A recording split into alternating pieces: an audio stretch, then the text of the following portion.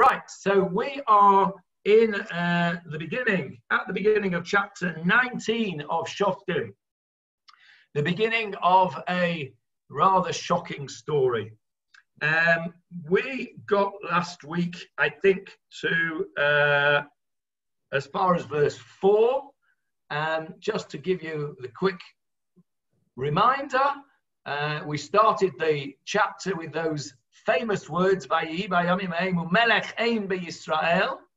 there was no king in Israel, implication that there was anarchy, everybody did whatever they wanted to do, with no authority to, nobody had authority to stamp the rule of law on what was going on. It was a lawless society. And we had this man, this Levi, who took himself a Pilegesh. If you remember last week, we spoke about what a Pilegesh is or was, or was and is, I suppose, without a ketubah, without kiddushin. And he went from, took himself a concubine, a Pilegesh from Bethlehem, and he went off back to where he lived, which was in Ephraim. And they had a bit of a tiff.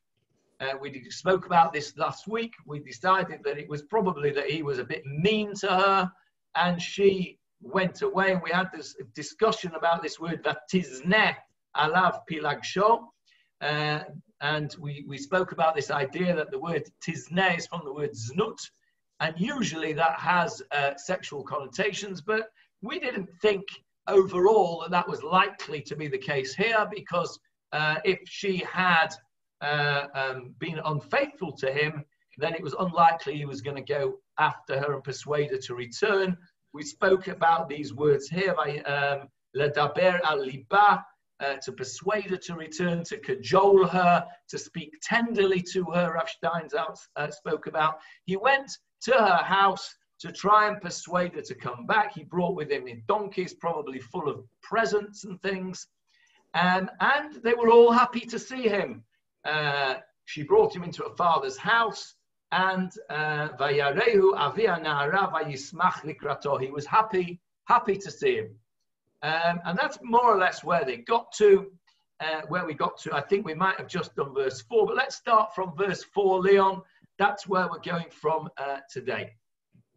Share the screen, Johnny. Share the screen, Johnny.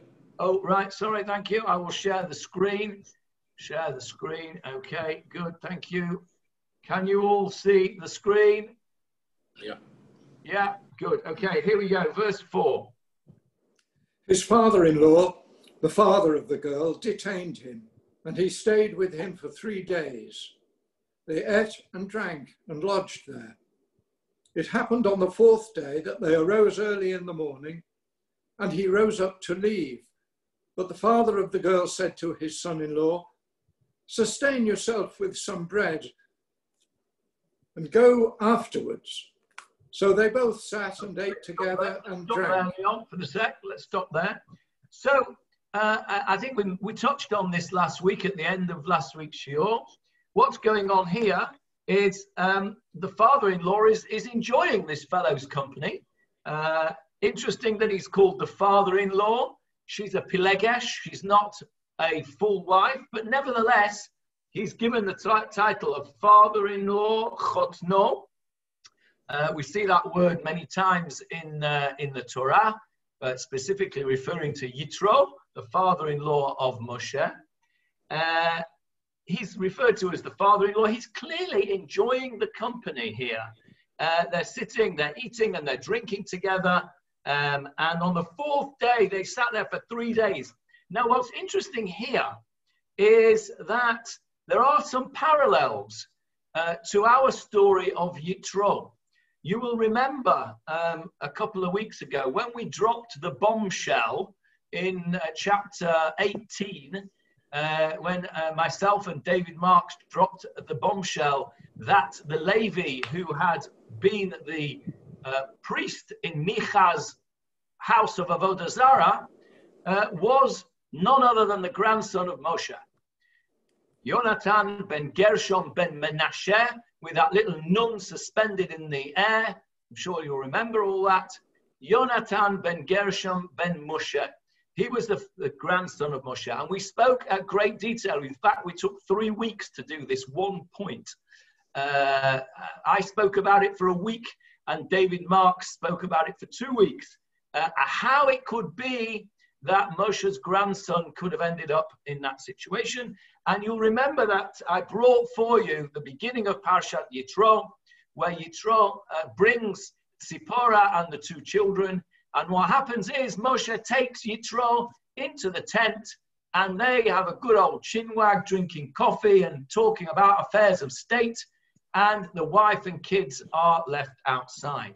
We have some parallels here, because what you see here is his father-in-law and the fellow, this Levi, remember Moshe was also a Levi, they are eating and drinking together. We don't see anything about the Pilegesh. She's not involved in this whole thing. And it was on the 4th day, Vayashkimu, they got up to go, and this fellow says to his son-in-law, stay a bit longer, eat a bit more and stay, and then you'll go. He clearly didn't want to let him go.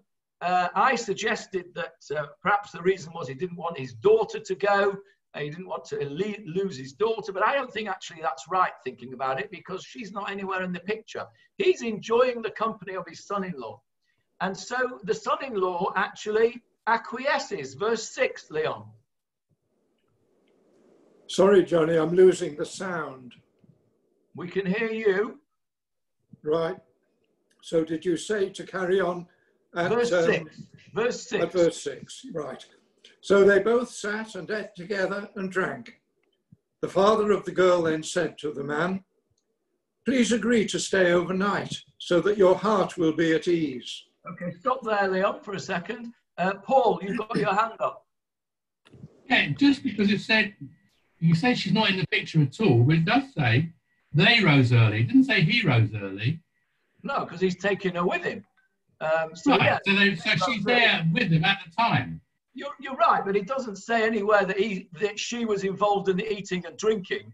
I don't think you could say because she rose early, she was in the eating and drinking there. I don't think even you, Paul, can pull that one off. Sorry, not buying that.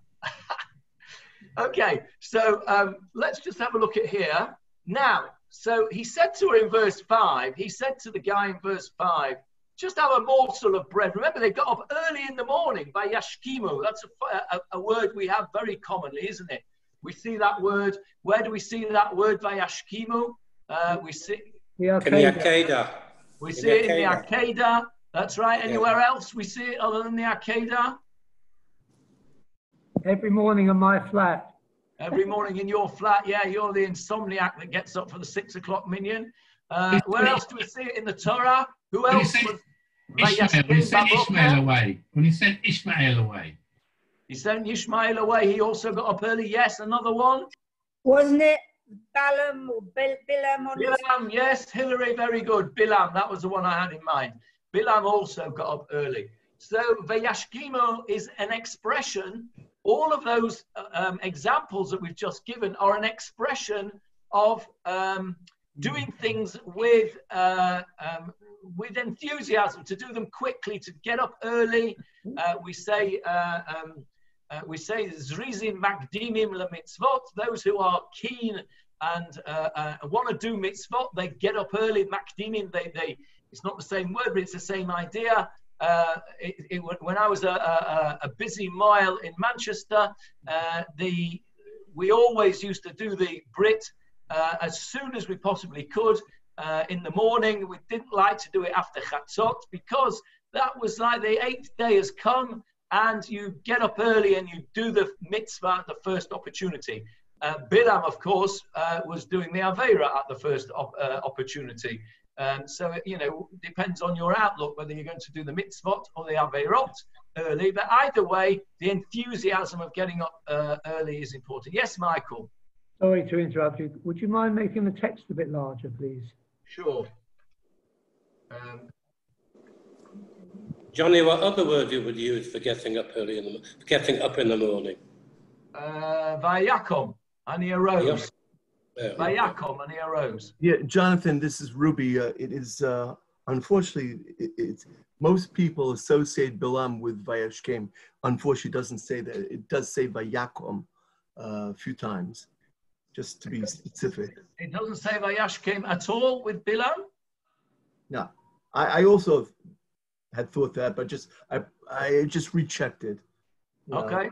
I will take your I'll take your word for it, and I will I can see David Marks is reaching for his chumash there, which is very unusual, by the way, because he doesn't usually need a chumash, but he knows it off by heart. But yes, okay.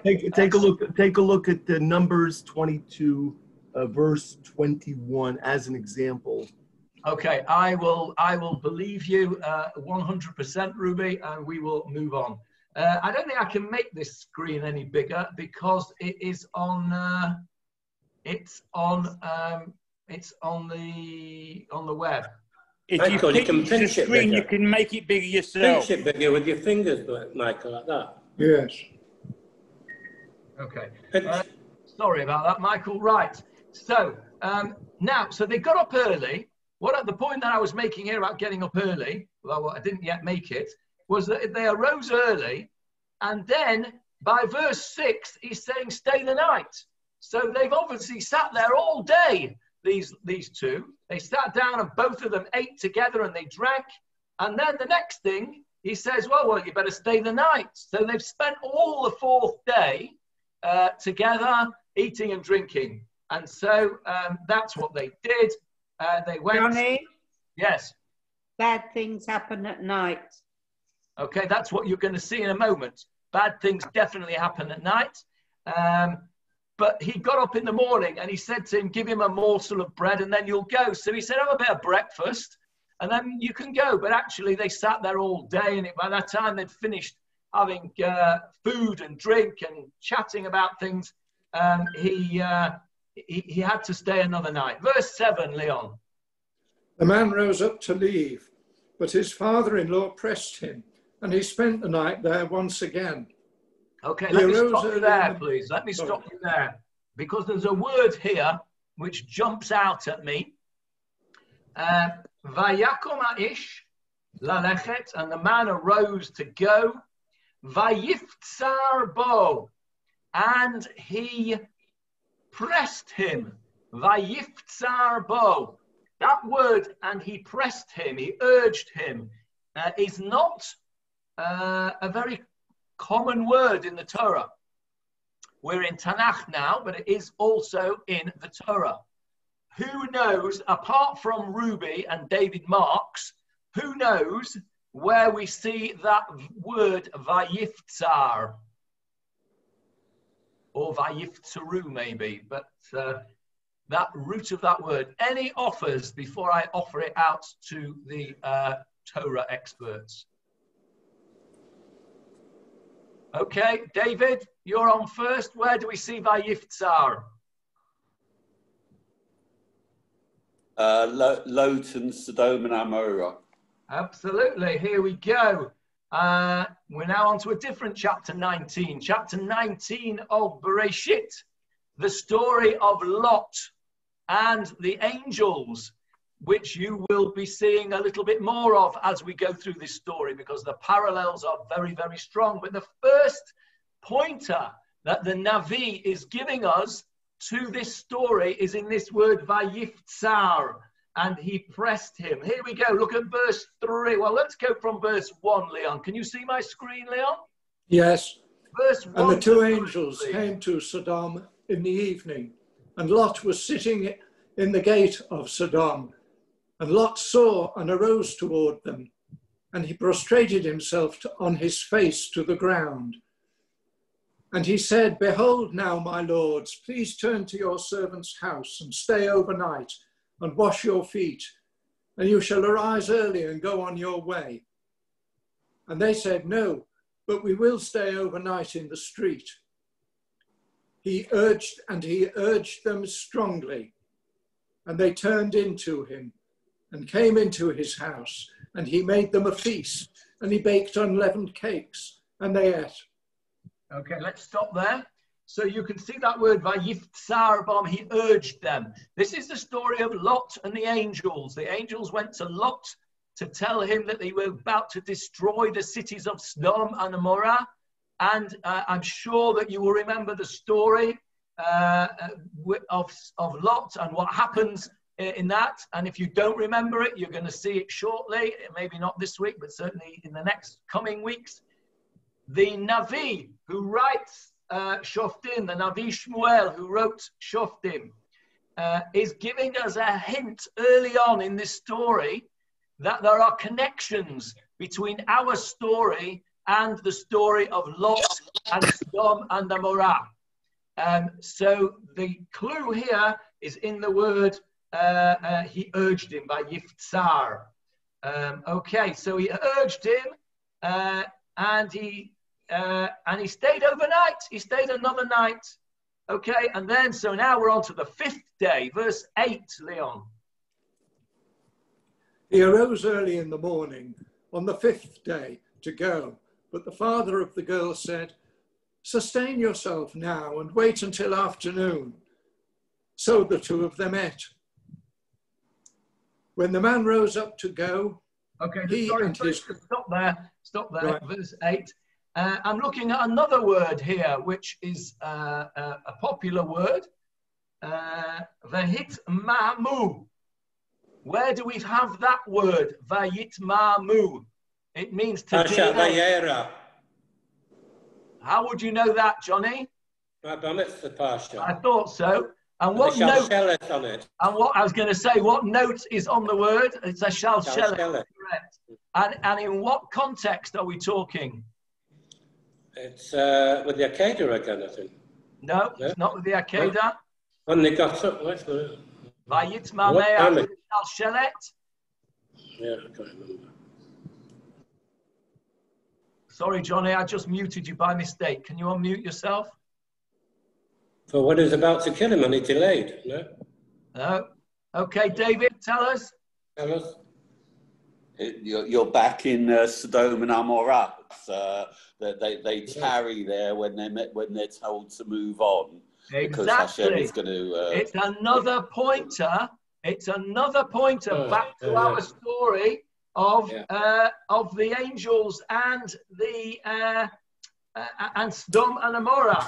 I'm looking for the word here in our story. The angels took them outside and they wanted to schlep them out, and they tarried. They tarried behind there. It's verse 16. 16. Thank you. First Here word. we go. Next 16 is next one below it. Right there, 16. 16. We're looking 15. There we go. Vayit mama, right there, first word. There we go. Vayit mama. There we go. But he tarried. Lot tarried. They didn't want to go. The angels are schlepping them out before fire and brimstone is going to be cast upon Sdom and Amorrah, and they didn't want to go. That's where they lived. They liked it there. Thank you very much. And they use this word vayit mama with a shalshelet. So again, the Navi is pointing us back to that story. It's giving us as many hints as it possibly can that there is a connection between the story of Lot and the angels and the events that happened in Sdom and Amorrah to our story here of Pilegesh Giveah. So here we've got two very, very strong hints that we have got parallel stories going on. Soon we'll see actually that we don't really need the hints because the stories are so similar. But let's carry on. At the moment, we're just being given hints. They've now, I need to go back to shoftim now. Where are we go? There we go. So they're now on the 5th day. So he's messed about, this fellow. He's messed around, fressing and drinking with his father-in-law for 5 days. Now he's been messing about, and now he's had enough. He goes, they waited until the day declined. So as Hilary said, bad things happen at night. So he's messed about that long that he's got now to another night. And the father says to him, well, you'll have to stay again, won't you? Verse 9. When the man rose up to go, he and his concubine and his attendant, his father-in-law, the father of the girl, said to him, see, now the sun is waning and is about to set. Please stay overnight. Behold, it is the time of day to set up camp. Spend the night here so that your heart will be at ease. And tomorrow you can arise early for your journey and go to your tent. Okay, let's stop there. Where's Paul? I know what you're going to say, Paul. The concubine got up as well there. Is that what you're going to say? No, my wife was trying to point out that the Amorrah comes up in Shemot when they're coming out of Egypt, that they weren't allowed to take it. Say that again. You tell him. The Amorrah is also in Shemot when they're coming out of Egypt. They could not tarry. Yeah, that's right. So it's not related, but that's where I. It's not related to this story unless we can think of a connection, which I'm struggling to off the top of my head. I also not, but that's why. Maybe there is, but I think the Novi's pointing us back to Sdom and Amorrah. I thought you were going to point out, Paul, there that it says that the Pilegesh got up as well then and try and persuade me that she was involved in the drinking, but I'm not buying it. So now what's happened here is he's messed around that long that the father-in-law says, you'll have to stay now, but he's had enough now. He's had enough. And he decides to go, despite the fact that bad things happen at night. He makes the fateful decision, an even fatal decision, as it turns out, to leave at evening time. And it's important that it's in evening time that he leaves and not in the morning, as we will see as we carry on. Verse 10, Leon. But the man would not consent to stay overnight, and he arose up and left. He arrived as far as opposite Yevus, which is Jerusalem. With him were a pair of laden donkeys, and his concubine was with him. Okay, so he's got with him this pair of donkeys, which he took with him. We spoke about this last week. He took the donkeys with him from Har Ephraim in the first place. And we thought that probably he had the donkeys with him full of presents for the missus, for the Pilegesh, to try and persuade her to come back to him. So now he's going back with these donkeys. And I think probably that he probably had some presents from his father-in-law taking him back now. So that's why he's still got the donkeys with him. And they came to this place called Yevus. Where have we seen that word Yevus before? Jebusites. Jebusites? Jebusites. Who are the Jebusites? I think that was They're Hillary. not Jews. They're not Jews. They're not Jews, no. Who are they, these Jebusites? Well, they are one of the nations, aren't they, that we were promised that we were going to be able to conquer. Have a think about your morning davening. Have a think about the paragraph we say just before Az Yashem Moshe v'charoti mo abrit lateit et eretz haKanani ha'Chiti ha'Yevusi. The Yevusi, the Jebusites, were one of the 7 nations that we were going to dispossess when we were given the land of Israel. We're told very clearly that this is one of the lands that we will get. The only problem is that we didn't get the land of the Yevusi because we were not able to do so. And you all know that we weren't able to do so, because I'm going to show you something that you have done before, months and months and months ago, when we were at the end of Sefer Yoshua, chapter 15 of Sefer Yoshua. You will see verse 63, Leon, on my screen, if you can find it, if you can read it. Yeah. As for the Jebusites, the inhabitants of Jerusalem, the children of Judah could not drive them out, but the Jebusites dwelt with the children of Judah in Jerusalem to this day. Okay, so in the Sefer Yoshua there, this is the bit over here. You can see this chapter is where Yoshua is handing out the lands and who's getting what, the portioning out of the land. Jerusalem, which was the capital city of the Jebusites, the Yevusim, this was in the territory, of course, was in the territory of Yehudah.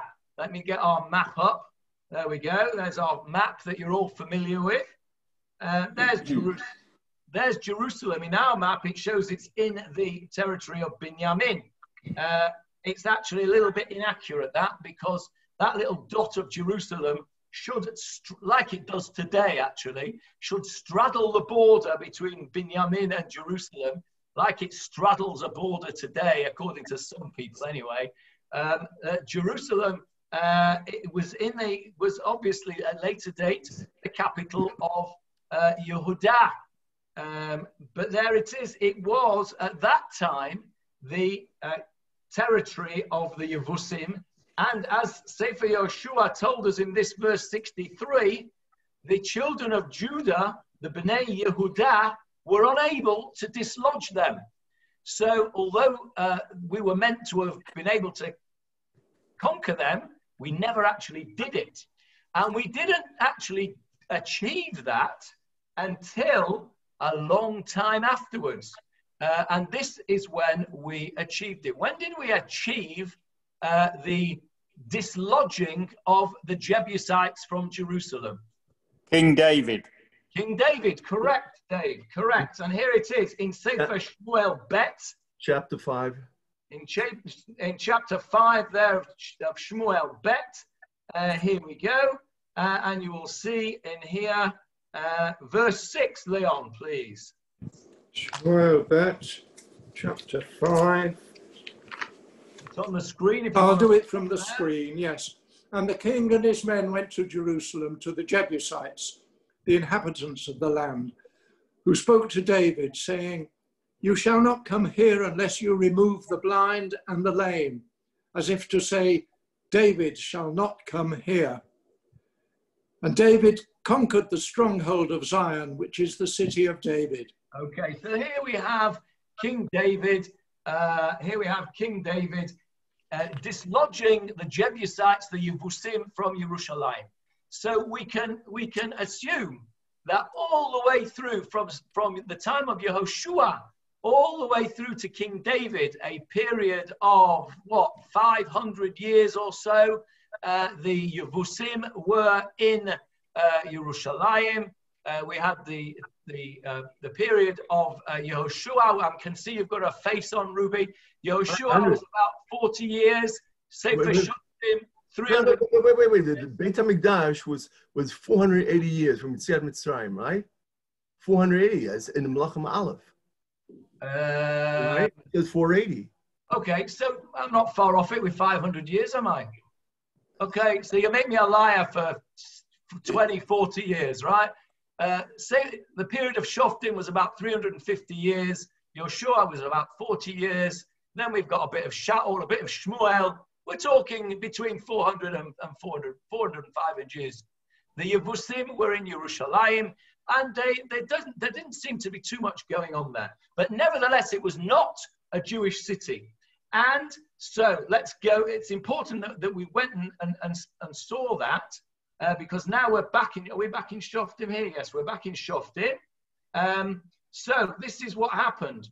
They verse 11. They were near Yevus when the sun was very low. So the attendant said to his master, "Come, let us turn into this Jebusite city and spend the night in it." But his master said to him, "Let us not turn into a city of a foreign people who are not of the children of Israel. Let us pass on to Giveah." Okay, so the servant says, "It's getting late, boss. It's getting dark. We can't travel on through the night. We need to stop for the night. Let's go into Yavuz." Now, the fact that he suggested that, it's a good indication that they were on reasonably friendly terms. They weren't at war with one another. It wasn't an outrageous suggestion that the lad made. The Levite was not keen on the idea. He said no. I mean, this was another fateful decision of the Levi.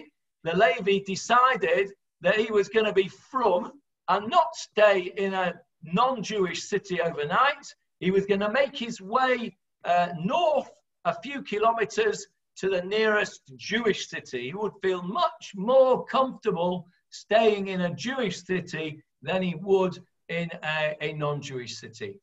Was the servant Jewish? Was the servant Jewish? We don't know. I don't know. It could well be that he wasn't. Maybe it was a Yavusi, David. I don't know. He could have been. I doubt it. It was probably. He probably was an Eved Ivri. I don't know. He could have been either. It's a good question. But either way, the boss says, no, we're not staying in a non-Jewish city. We're going to make it into the nearest Jewish town.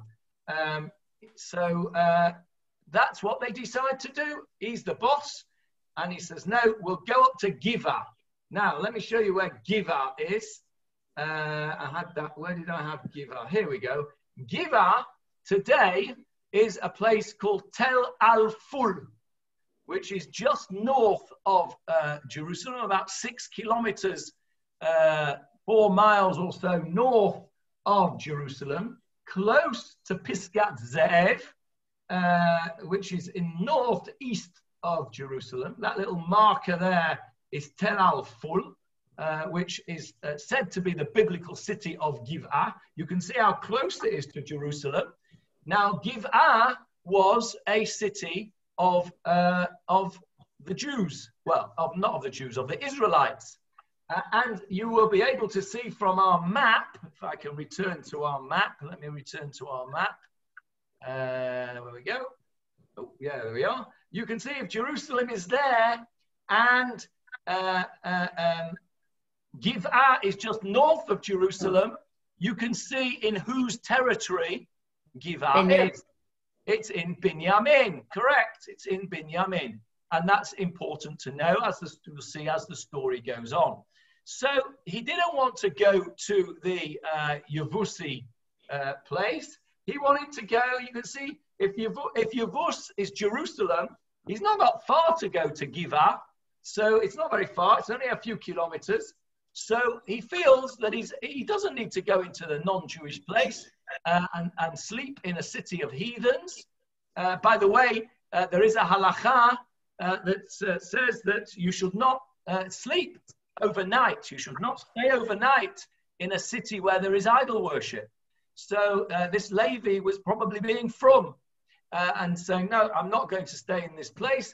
I can make it to Giveah. It's not far. We're going to go to Giveah. So let's just carry on a bit more. So off they go. Verse 13.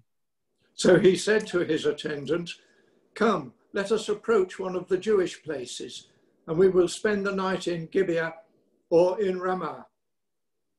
So they passed Yavuz and went on, and the sun set upon them near Gibeah of Benjamin.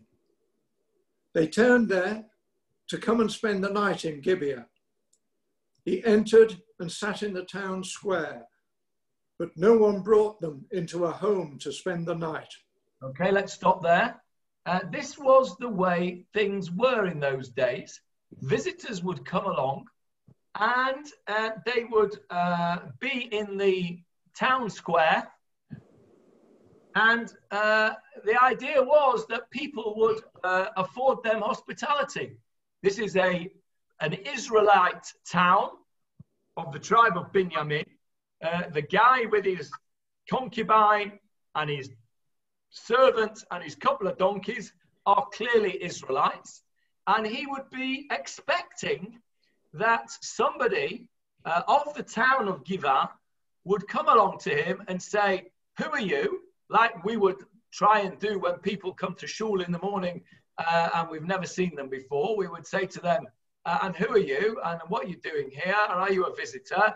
And have you got anywhere to stay? And do you need anything? And would you like to come back to us for Kiddush and all that stuff?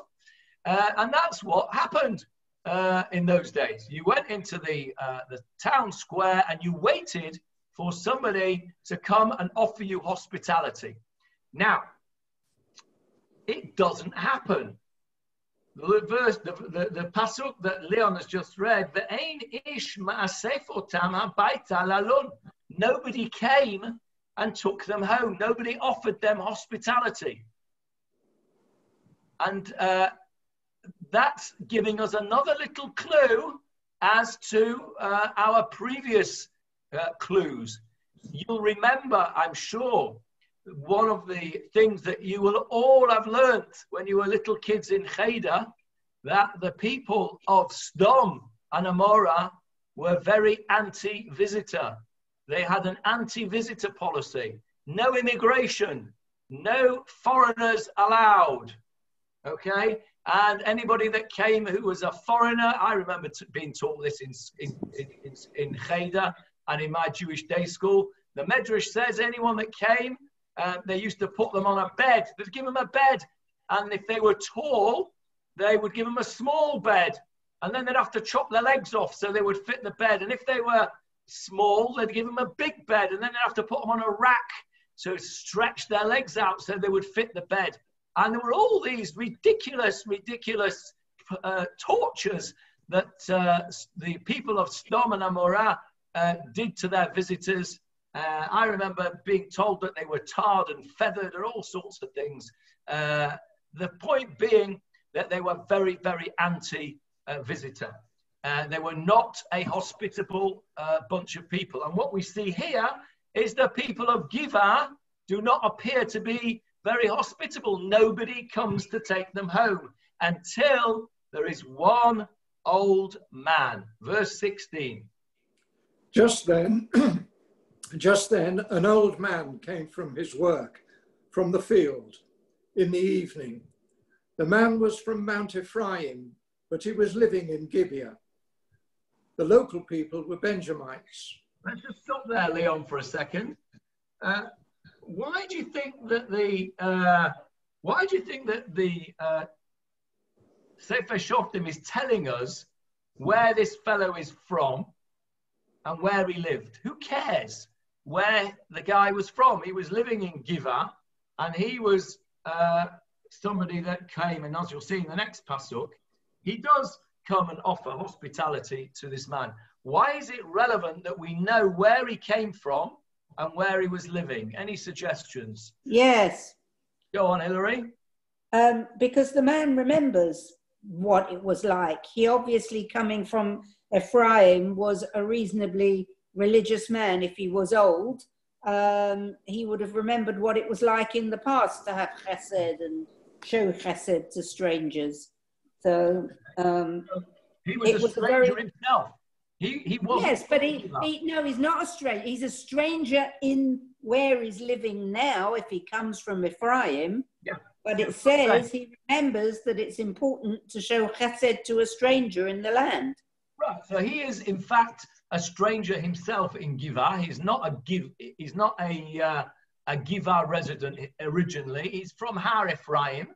Who else was from Har Ephraim in this story? Our Levi. Our Levi. He's a landsman. He's a landsman. He's there.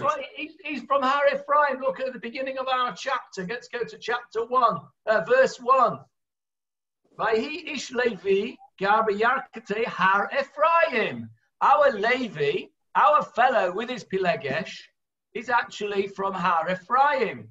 This fellow who is now finds himself in Giveah is approached by an old man who's from Har Ephraim. It's like when I turn up to somewhere and I overhear somebody speaking with a strong Manchester accent.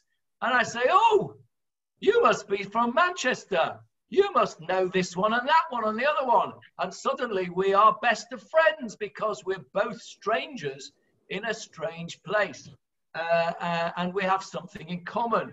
So this old man, we're told that he's from Har Ephraim because he has a kesher, he has a connection with our Levi here from Har Ephraim. And he also, as Hilary says, will know what it's like to go to a place where you're not a native. And particularly in Giveah, which does not seem to be the most friendly of places, he will know, coming from Har Ephraim and living in Giveah, that if he, old man, does not take this landsman of his home, nobody else is going to do it, because that's what they're like in Giveah. Now, there was another man once who was a resident in a place which was not his original place, who also gave hospitality to some people, let's call them people. And who might that have been? Lot. Lot, correct, Lot. Let's go back to the story of Lot. Here we go. Lot, where did Lot come from? Lot was Abraham's nephew. He came from Aram Naharaim. He came with Abraham to Eretz Canaan. When they got to Eretz Canaan, all was good for a while, and then it turned out that the shepherds of Abraham and the shepherds of Lot had a bit of a machloket, they had a bit of a barney as to who was going to have which bit. And Abraham says, look, let's not fight about things. Let's go our separate ways. You choose where you want to go, and I'll take the other place. Lot, if you remember, lifted up his eyes and saw the luscious plains of Sdom and Amorrah, which were the most financially attractive place to go and live at the time. And he says, I'll go down there. And he went down and he became a resident of Lot, as a resident of Sdom and Amorrah. But he wasn't accepted as a resident, was he? Because they didn't like strangers. He was sort of tolerated because he was a wealthy fellow. And that's what you find in these places that aren't very welcoming to visitors. They're a little bit more welcoming to visitors who bring them economy to their places. So we'll have the rich immigrants, thank you, but the poor refugee immigrants, we don't really want them, so let's not bother with them. And that's what happened in Sdom and Amorrah. Lot was exactly like our old man in Shoftim. He was a non-resident, a non-native, I should say, of Sdom. And he went against the policy of Sdom, which was no visitors. And as you will see, Lot says, come in, says to these people, come and stay with me, and in the morning you'll go. And he urged them, that word vayiftzar bom that we looked at before, and he takes them in. And let's see what happens with our old man. Our old man, the Novi is telling us again, there's another parallel to the story of Lot. You have to be pretty blind not to see this story is parallel to the story of Lot. Okay, verse 17. When he raised his eyes and saw the traveller in the town square, the old man said, where are you headed? From where have you come? He answered him, we are passing from Bethlehem of Judah to the foothills of Mount Ephraim. I am from there. I went to Bethlehem of Judah, and I am headed for the house of Hashem. And no man is bringing me into his home. Okay, so there we are. At this point, the old man knows that he's a landsman. He knows, he tells him, I'm from Har Ephraim. And he says, oh, I'm from Har Ephraim as well. How about that? And he says, I've been to Bethlehem and I'm going home. And you know what? I've stopped here overnight and nobody is taking me into the house. And it's not said here, but in brackets, he will have been saying to the old man, it's a pretty poor state of affairs around here, isn't it? That nobody's taking me in. I'm not impressed. I had an email a few weeks ago a few months ago, I suppose. It must have been before Corona, really. So it's a few months ago. I had an email from somebody who was very upset that he'd come to our shul on a Shabbos morning and nobody had welcomed him. Nobody had found him a seat. Nobody had welcomed him. And I was very upset because we should have done. And I don't know how it slipped through the net because, we usually try and keep our eyes open for people that we haven't seen before. But it did slip through the net. And this chap, quite rightly, was upset with us. We didn't cover ourselves in glory on that Shabbat morning. And so I wanted to, so obviously I apologized and invited him back, and he's since been, and all is well. But that's what's happened here. This fellow's upset that nobody has asked him to come home. Verse 19. Sorry, I keep losing the sound. Verse 17, did you say, Johnny? Verse 19, Leon. 19, sorry. We even have straw and fodder for our donkeys, and there is even bread and wine for me and your maidservant, and the boy who is with your servants. Not a thing is lacking. Stop there, Leon. So what's this fellow saying? He's saying, I don't even need anything. I don't want any food. I don't need you to give me food. I don't need you to feed my donkeys.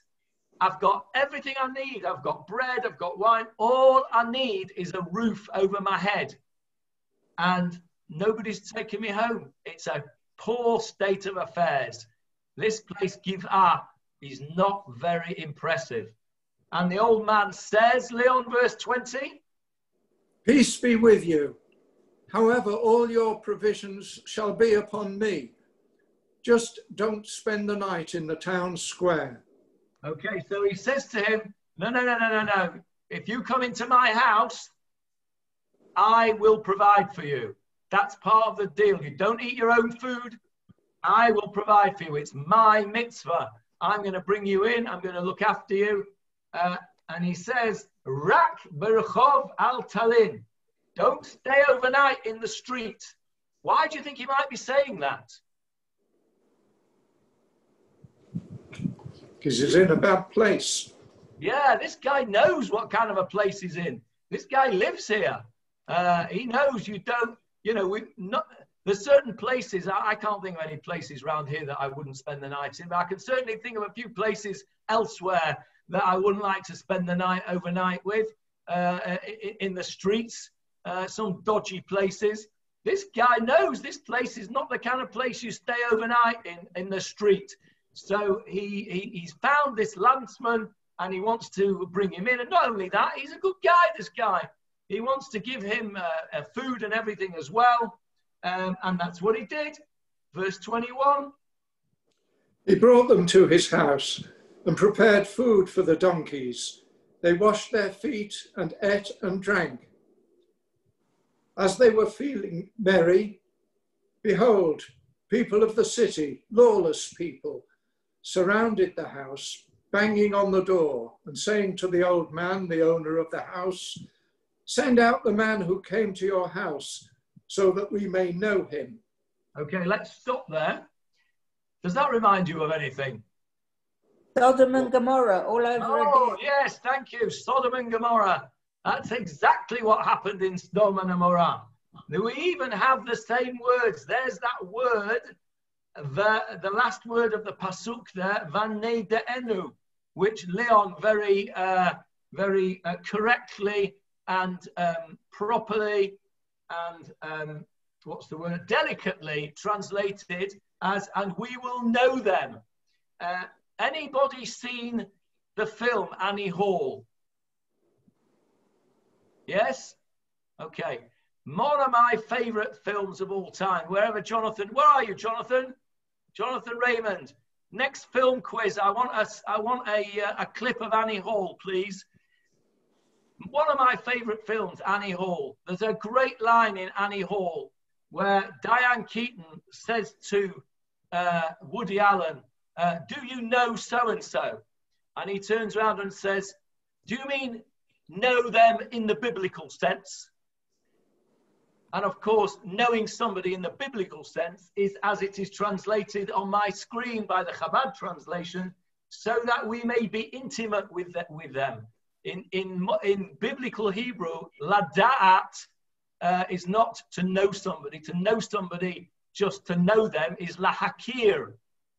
But if you say, so it's not a clever thing. If you want to translate, if you're speaking to somebody in Hebrew, and you want to say, oh, I know her, meaning that you know who she is, it's not a good idea to say, ani yodea ota, right? What you're meant to say is, ani makir ota. Not a clever thing to say, ani yodea ota, because in biblical Hebrew, at least, ladat means to know them intimately. In other words, to have relationships with her. Let me have a look and see how Rav Steinsaltz translates that. What verse are we on? 22. Yeah, he says the same words, and we will be intimate with him. And if you look in the parsha of, Sdom and Amorrah, let's have a look at verse 5 on my screen, Leon. And they called to Lot and said to him, where are the men who came to you tonight? Bring them out to us, and let us be intimate with them. Exactly the same words, otam. And I even missed one out. Look at the verse before that. Verse 4. When they had not yet retired, and the people of the city, the people of Sdom, surrounded the house, both young and old, the entire populace from every end of the city. Look at where my pointer is. And Sdom nasabu, from the word saviv, all around. Nasabu, they surrounded the house. Let's have a look at our verse. Here we go. Verse 22. And Shei b'nei Belial nasabu et habayit, surrounded the house. Exactly the same lashon, exactly the same words. This is what's the word? Parallel literature for idiots, this one, because you have so many parallels here that it's absolutely hitting us in the face. So the story is repeating itself. The story in Giveah is the story of Sdom and Amorrah. Here we have a visitor. We have a stranger who's not a native of the town, takes the visitor in, and the townsfolk surround the house and demand that these visitors be sent out for not very nice purposes, so that they can have their wicked way with them. And of course, this is where we have the old-fashioned English word sodomize. If you a person who is sodomized, that is a person. Yes, Harvey. Sabuni gum savavuni. Get exactly the same root. Yes, I was surrounded. Surely I was surrounded. Correct. And that's also in a situation where it means there I was surrounded by enemies, Harvey. That's from Hallel, as you'll know. And that's David HaMelech saying that he was surrounded by enemies. So here we have the word, the English, old-fashioned English word sodomize, which means to be intimate with men. We could have had it. We could have had another English word. We could have made a new one, to givenize, because it's the same things going on here. So here we have the same story, and we have the same response. Let's have a look at our response here. Verse 23, what did the old man say to these people who were surrounding the house and demanding that this man be sent out to be raped? Verse 3.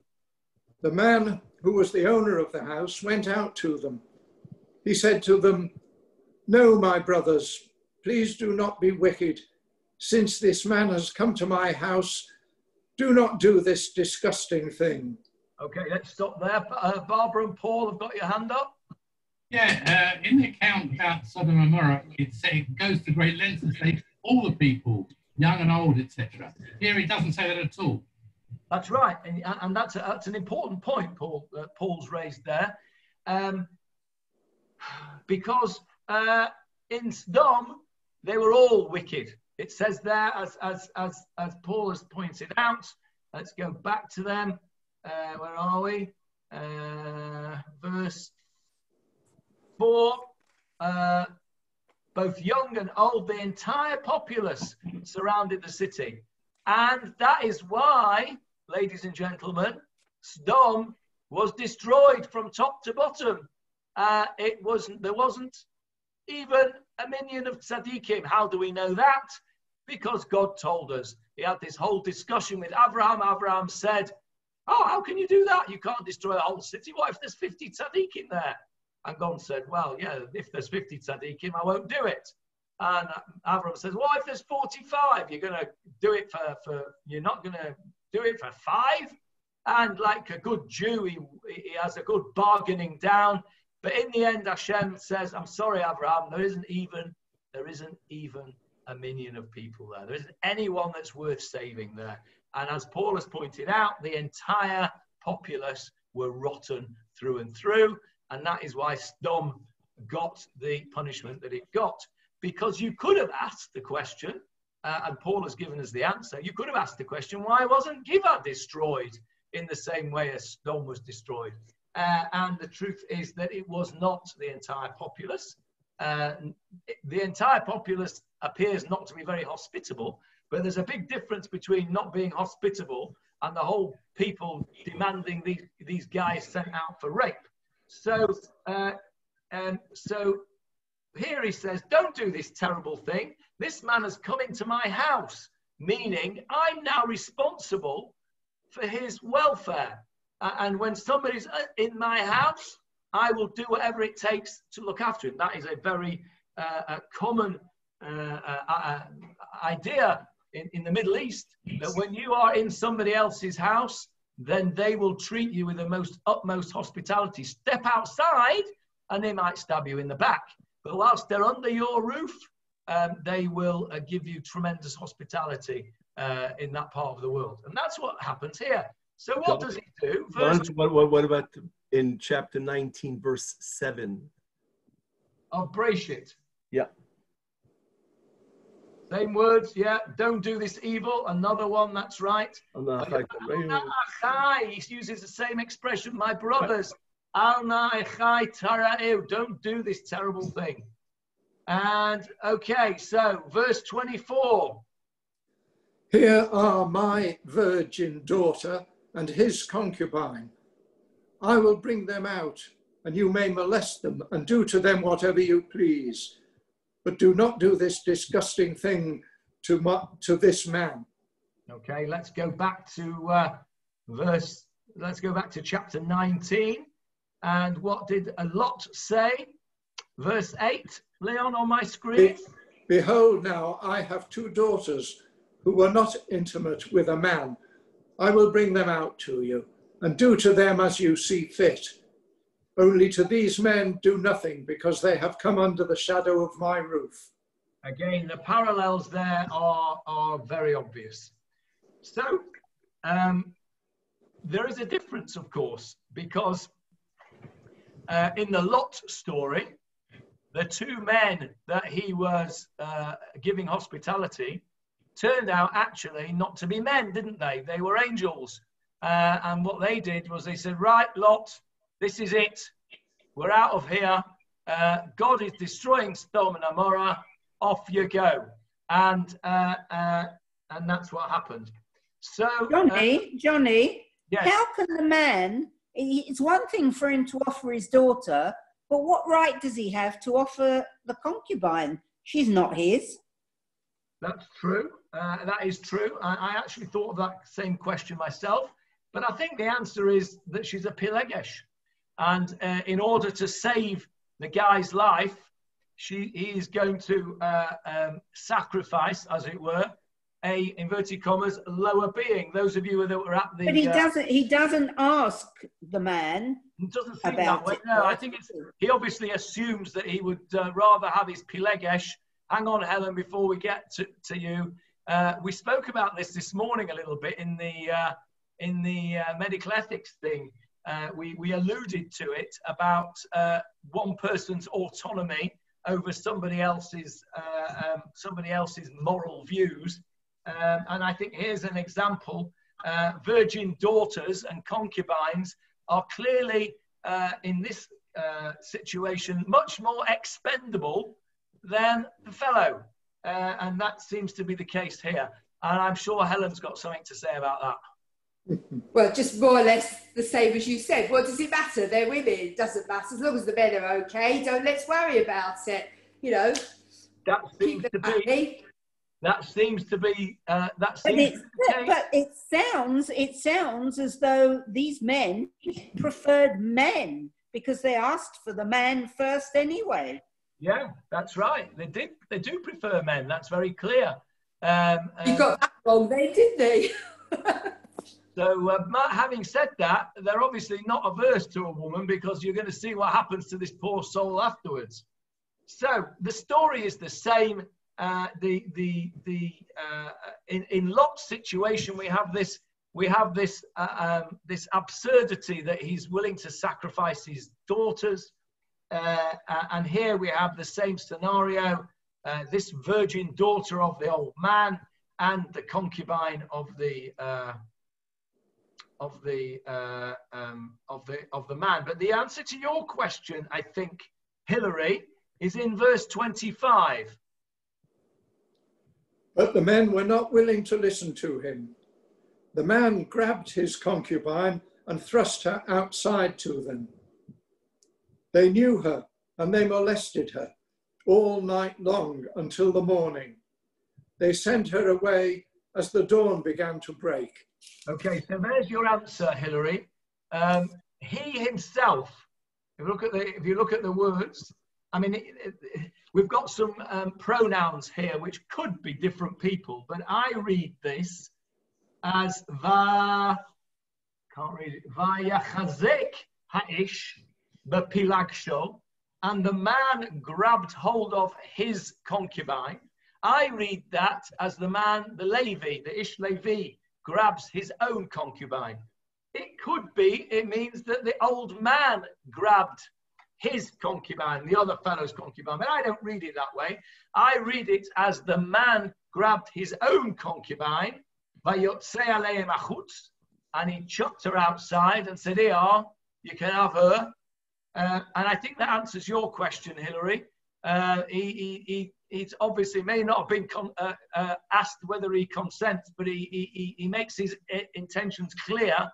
It must have been him. It must have been him because there's no mention of the daughter. Yeah, so it must have been him who threw his own concubine out. Yeah. Rab Steinsaltz says it's the man seized his concubine and brought her out to them. In the bottom left, Johnny, discussion. The man seized his concubine. Yes, bottom so left. Here, by handing over his concubine, the man certainly did not act heroically. His response was spineless, cowardly and selfish. However, it is possible that another man would have reacted in the same manner. The man of the city did not ask for a ransom, but for his body. And the elderly man and his Levite guest could think of no other way to protect him. In many places, rape was commonly perpetrated against women, but totally unacceptable when perpetrated against men. Therefore, when presented with a choice, the priority was to prevent the rape of a man. Lot made the same choice in a similar situation. There you are, Helen. Absolutely, as you have said, sadly, that was the scenario in the days of Tanakh. So, we've gone way over time, as usual. Plus ça change. Yeah, plus ça change. Well, listen, you've got nothing else to do, have you, all you lot? So we'll stop there for the moment. We've finished, we'll do verse 25 again next week. We'll start with verse 25 again. And then we'll see what happens in this sorry tale. So we made good progress today, considering that it took us 9 weeks to do Shimshon, and we only did 4 psukim last week. We've done 21 this week. That's pretty good. Any questions before we wrap it up? David Marks, yes. Yeah, just a couple of points. First of all, Ruby's point about Bilam is perfectly correct. However, I think there's a Gemara in Sanhedrin in Perek Chelet that compares Bilam and Avraham. Even though the words are different, they compare, as we said, that Bilam got up early in the morning to do an Aveira, the antithesis of Avraham Avinu got up early in the morning to do mitzvahs. Okay. I didn't make it up completely then. Thank you for that. Thank you for getting me off that. But Ruby is correct. Secondly, you were looking for a parallel between the two usages of the word Vayismat Me'ah in Parshas Vayera and Parshas Bo. So have a look at Bereshis Yud Tes, which we've been studying tonight. Look at Pasuk 3. Okay, there we go. Vayiftzar bam ma'od vayasru elav vayavo el beto vayash lehem mishteh umatzot afar vayochelu. Matzot, okay, that's velo yachlu lehitma me'ah is to do with matzot. Look at Rashi there. Oh, nice. Because it was Pesach. Nice. Thank you. That's great. I like that. Let me explain that in more detail to everybody. The expression and they delayed when they were going out of Egypt refers to the matzot, referred to the fact that they didn't have time to bake their matzot. They delayed and they had to go out in a hurry. This whole business with Lot occurred at Pesach time, and he's making matzot. Who else made matzot?